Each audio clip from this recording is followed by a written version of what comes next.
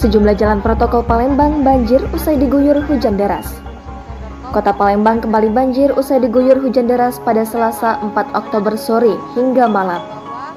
Pantauan terbesumsel.com, banjir di Palembang terlihat dari sejumlah jalan protokol misalnya Jalan Rifai dan Jalan Kolonel Haji Burlian Palembang.